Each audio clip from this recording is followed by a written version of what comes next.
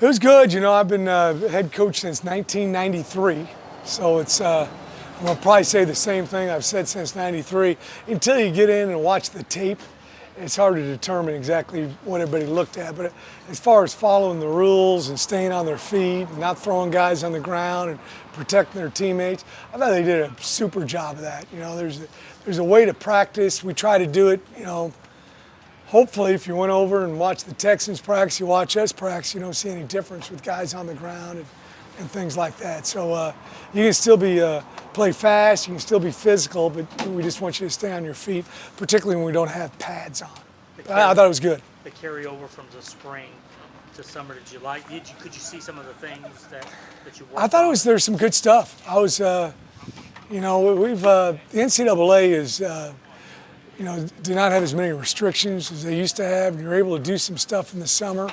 You know, you can't do competitive things against each other, but you can, you know, you can do routes on air with the quarterback throwing and timing. So, you know, they really have got, you know, we probably got 90% of our offense in already. You know, now we're just trying to fine tune everything. Are you at full strength right now? Do you have any? We got a few guys that are banged up. And hopefully they're going to be able to go. You know, Corey Platt is out for the season. He got hurt, you know, in the summer. But then other than that, we feel like everybody's going to have a chance to be healthy within the next couple of weeks. How would you assess Donovan so far and just what you see? Good. This is good for him to get out there. You know, he didn't get reps like this in spring ball. You know, so that was the first time he's done a real live 7-on-7 and team. And, you know, I've been very, very impressed with him, and I had a chance to watch him throw the ball this summer, but it was, again, not against the defense. So it was, you know, now he had some close he can get to live, and I thought he did an excellent job. How did you use the microphone in practice? How did that sort of start? You know, there was years ago I would yell all the time, and you can tell I'm hoarse 24 hours a day, 7 days a week, 365 days a year, so I can't yell anymore. And so I started doing it. I saw a guy named Frank Gans use it. Matter of fact, his son coached here at the University of Houston at one time many years ago. I saw him doing it at a Kansas City Chiefs practice. I said, that's good, you know, because usually after about 3 days, nobody can hear me because I'm hoarse. So I've been doing it, you know, since the late 90s. Did anyone stand out on day one to you? You know, I thought we were doing some one-on-one down there. I thought some good routes by Stephon Johnson. I saw him doing a couple. Mekhi Muse had some nice routes. I thought some good coverage from the DBs. You know, I thought, you know, during one-on-ones, Jalen Emery had some good cover a couple times during 7-on-7 and team. You know, we'll have to look and see if we had any penalties, but I was impressed with him during one-on-one as well. So again, you got to kind of get out there and look at it and see. But I was impressed with the carryover from spring to fall with how we do things here. Willie, when we talked in the summer, you had mentioned how you use maybe some of the younger players and how the red shirt is totally different now. A guy like Kobe Young who goes out there and makes moments like that. I mean, He's another guy. I thought he had some really nice catches today. You know, if they're good enough to play for us this year, they're going to play this year. You've also got the 4 games you get to play with that you didn't have a few years back. So we'll play guys. If they're good enough to play, we're going to play them. The reason why more freshmen are able to play now than 20 years ago is they're here all summer, and a lot of them graduate in January, and they're here, you know, the spring semester. So, you know, right now, you know, most of the guys are kind of a vet. They've been through practices and they see how we do things. So it's a lot different than it was years ago. That tight end group has some interesting new options, Jaden, Malik. I mean, how do you see that group coming together? Well, I think both those two guys have got a lot of experience. You know, Malik was a starter at Michigan State, actually played basketball for him as well. He's got an unbelievable frame, good size and movement, especially for that size. Jaden York can kind of do everything. You know, he played a lot at Texas Tech, and we're fortunate to get both of them here. They've turned the tight end room into an experienced room and a very good room. I know it's just day one, but do you feel like you're on track that week one when you play, you guys are going to look like you want them to look like on the field? Yeah, I think so. You know, it's we got a long way to go. We got 24 more practices. You know, so we got to take advantage of each and every one of them, and we got some new guys that we think are going to be in the mix. So we got to get them in with their offensive or defensive unit and see what they can do. But there's 5 or 6 guys, AJ Carter, JD Rim, that just got with us. You know, and there's other guys besides that we'll have an opportunity to break them in and see how much they're going to play this year. You know, I've mentioned this a bunch.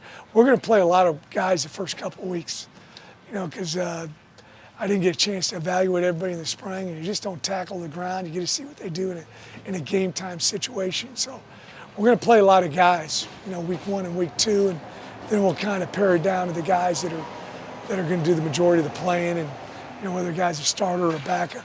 There's only probably 10, 12 guys that I would say that this guy is definitely a starter. He's going to play the majority of the reps. Right now, there's going to be a lot of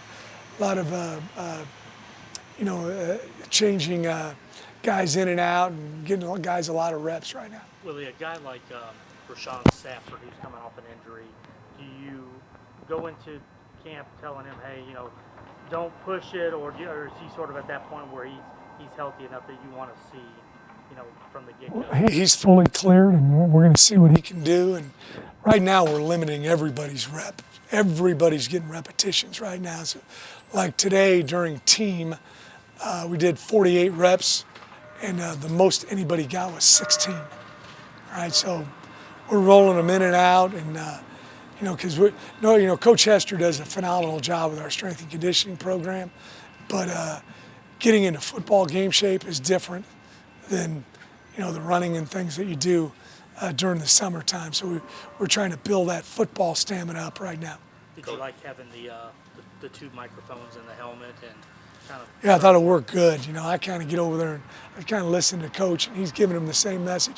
We did a lot of red zone stuff right now. We talk about 4-point plays, touchdowns for the offense instead of field goals for the defense instead of giving up touchdowns. You know, but also there's a whole lot of you got to have great understanding that if you can get it to, you know, it depends on the time of the game and the score and all those kind of things. But there was a bunch of times we got it to 4th and 4 unless we were going to go for it. So when it's 2nd on 7, you got 2 downs to get 3 yards. So we were kind of talking to those guys about those different situations. Coach, what did you see from the defense today? What did I take from it? Yeah. You know, we're not tackling, but we're getting in position to tackle. And I thought the guys did a very nice job of getting their, you know, near foot up, you know, near hand, near hip, you know, getting it in the hoop, so we're in the proximity where we can actually tackle and then chasing the ball at the proper angle. You know, don't go where he is, go where you're going to be able to, I call it duck hunting, all right? You don't shoot right at the duck, right? You let the duck goes into it. So you got to understand that as well, and all of those are repetitions throughout the game that, you know, it's hard to replicate until you get out there in 7-on-7 and team. Willie, what time were you in the office today? About 5:15, 5:20, something like that. Is that because of those? Yeah, it's just, you know, right now we're going early. We're trying to beat the heat a little bit, which we did. In another couple hours, it's going to be difficult, probably for people to go out and have a practice like we had this morning. But you know, we're a morning practice team. You know, physiologically, mentally, it's better to come out and get started in the morning. And I'd never done it before until I was at my previous stop, and I love it, and I'll never go back to practicing in the afternoon again. So we do this year round, and you know, we have very few class misses. You know, we're up here, we're on a schedule. This schedule is tough on the coaches because we go all day, but we try to give the kids about 3 hours off in the afternoon where they can take a nap and rest and recover and get ready for, you know, the next day's battle. Having this much competition, you know, for playing time, is that good for your first year to sort of set that tone? Oh yeah, it's really good. You know, there's a lot of guys who've got an opportunity to play for us this year. We're going to find out how much here over the next few weeks. How important is the message of finishing with you guys? Because that was Big repeated time, lots. big time. You know, it's we have what we call the plan to win. There's 5 components to the plan to win, and the 5th component of that plan to win is finishing, winning the 4th quarter, outscoring them in the 4th quarter. If the score's even, winning the time of possession. You know, we want to start strong and finish stronger. I tell them that's why we do team at the end of practice. A lot of people do it in the middle and they do some kind of walkthrough stuff at the end. We do it at the end of practice because it's trying to simulate 4th quarter when you're tired and being able to kick it up another gear. Everybody good? Thank you all. Appreciate it.